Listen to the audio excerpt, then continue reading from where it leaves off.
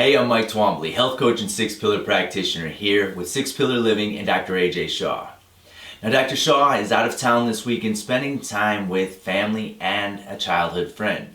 With that being said, we'd like to wish you, Dr. Shah, a wonderful weekend spent enjoying and spending time working on your relationship pillar and so many of the others, in which a nice weekend like this certainly brings so many of the pillars and the balance into place.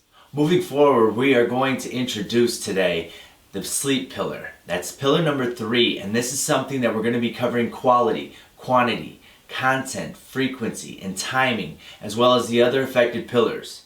Now, in quality, we're going to be opening up the quality of sleep, something that is just so many times underestimated and underlooked at with regards to how important quality is to our getting that 8 hours of sleep.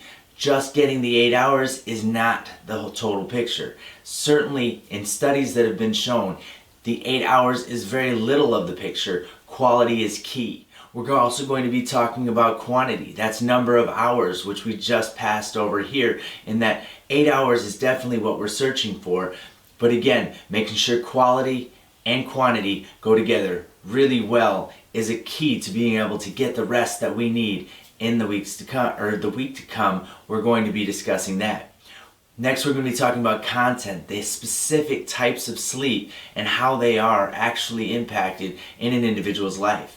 I'm going to look to pull in Dr. Shah on this one here specifically because Dr. Shah has an insight into going through medical school and then being a cardiologist for most of his life. He has an insight that most of us couldn't even fathom. But going through medical school, I know at least part of it is that sleep deprivation is a part of them actually going through their studies and then having to have the weight of the life of an individual on their shoulders and having to perform at the highest possible level with the least level of sleep is huge. Dr. Shah also has a huge insight because of his experience being on call on a regular basis for the past 30, almost 40 years now.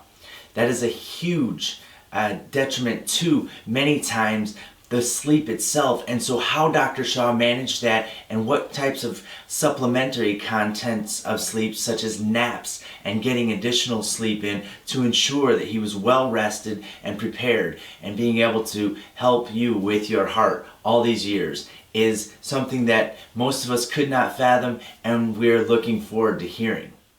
Next, we will be moving on to frequency, and that's, number of times you sleep and number of times an additional nap is necessary. Also, breaking into a few studies potentially and actually opening those up and having an opportunity to see what science has to tell us about frequency.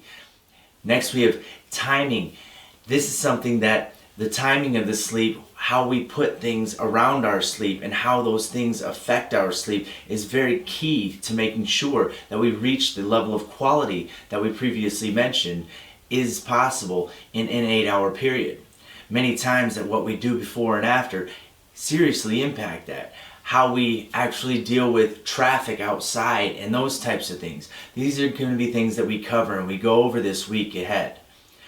Finally, we have other affected pillars, and this is going to be one that sleep, as you know, I'm sure Dr. Shah knows, as we discussed a moment ago, that your other affected pillars are key as to the impacts they have on sleep and what sleep, or a lack thereof, has on them. So when we jump into the week ahead, we hope to have you with us. We look forward to a great week ahead and exploring pillar number 3 in sleep. We look forward to serving you, and we can't wait to see you this week ahead. Have a great day.